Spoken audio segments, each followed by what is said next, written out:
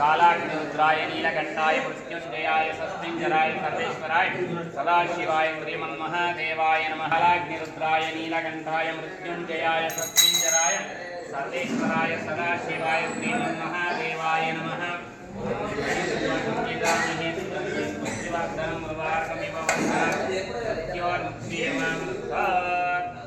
पंचामृतस्नानं समर्पयामि। पुनः शुद्धोदकस्नानं समर्पयामि। शुद्धोदकस्नानन्तरेण गन्धोऽपि ओ भावो इष्टवयोश्चेतदातनमहेरणचित्तस्य यो शिवो समूर्तः पादयति उषातिरिवन्तरः। शुद्धोदकस्नानं समर्पयामि। देवगन्धधारान् समर्पयामि।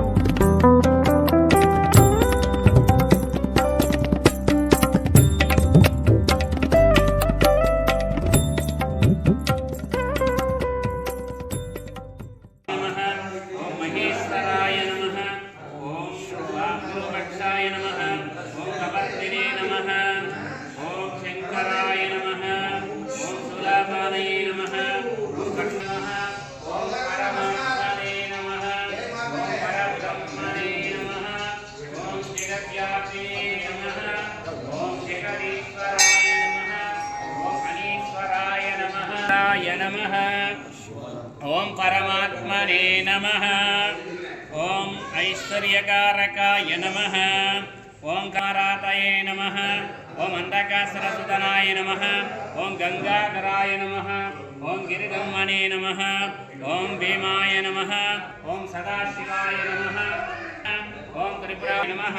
ओम सोमाय नमः। ओम चुंजयाय नमः। ओम परमात्मने नमः। ओम विश्वेश्वराय नमः। ओम वीरभद्राय नमः। ओम प्रजापतये नमः। ओम गिरिधन्मने नमः। ओम रुद्राय नमः।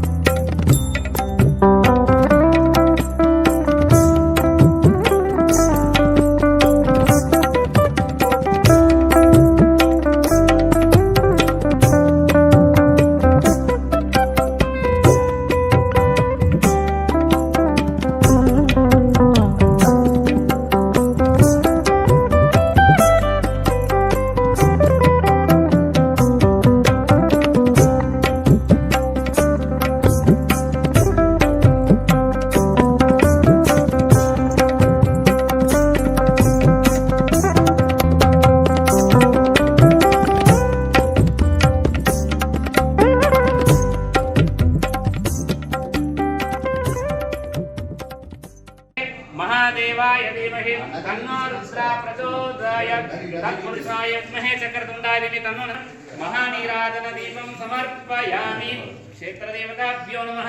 महानीराजन दीपं दर्शयामि। नमः। आकाशात्पतितं तोयं यथा गच्छति सागरः सर्वदेवा नमस्कारं केशवं प्रति गच्छति श्रीकेशवं प्रति गच्छति।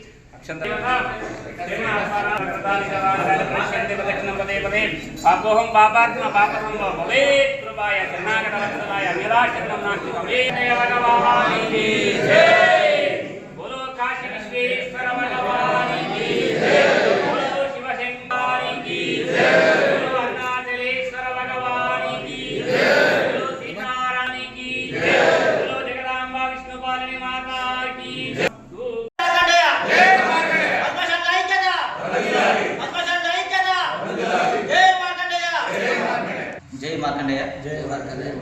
అందరికీ కూడా ఈరోజు మార్కండేయ జయంతి శుభాకాంక్షలు మా పద్మశాలి సోదరులకు మరియు కుల బాంధవులందరికీ.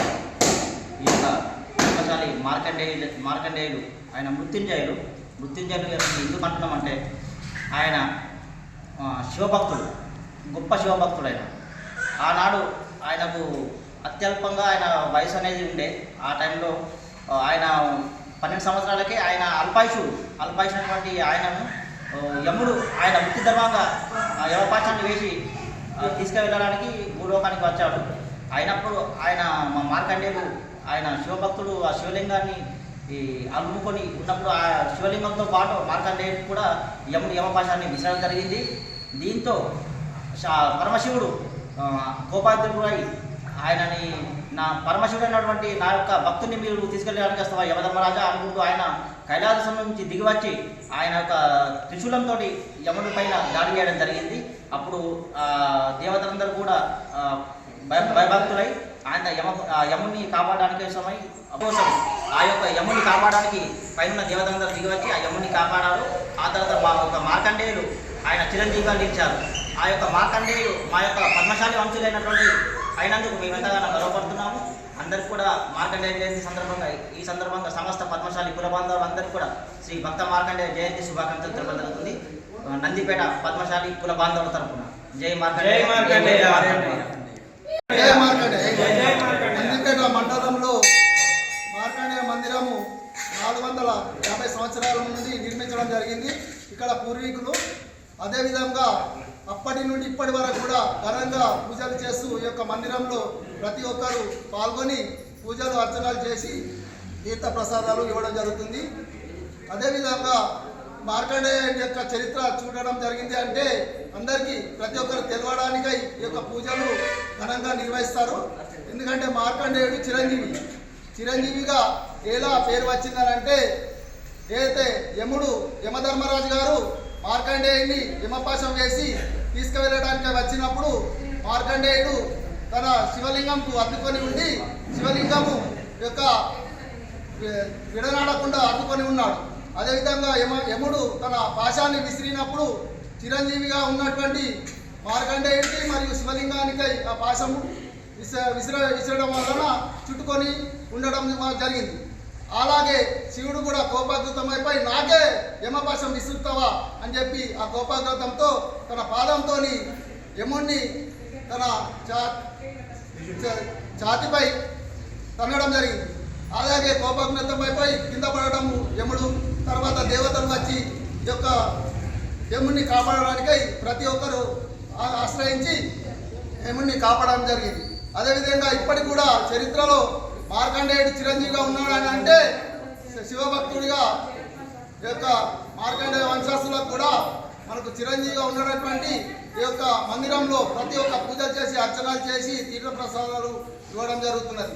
అదేవిధంగా ప్రతి ఒక్కరికి చరిత్ర తెలియాలంటే చరిత్ర యొక్క ఇంకా చాలా ఉన్నాయి. వెంకటేశ్వర స్వామి కూడా పద్మావతి గారి యొక్క పద్మశాలి వంశస్థురాలు పద్మావతి దాంట్లో చీరసారాలు ఇప్పటికి కూడా వెళ్ళడం జరుగుతుంది ఇక్కడ నుంచి పద్మశాలి వంశస్థుల వద్ద నుండి. అదేవిధంగా శ్రీశైలంలో కూడా తన పట్టు వస్త్రాలతో కూడా మందిరం చుట్టూ నింపడానికై ఈ యొక్క పట్టు వస్త్రాలు సంవత్సరం పొడవుగా నేసి వస్త్రాలు మార్కండ వంశస్థులు పంపడం జరుగుతుంది. చేనేత సహకారంతో చేనేత సోదరులు పంపడం జరుగుతుంది. ప్రతి ఒక్కరు జై మార్కండేయ.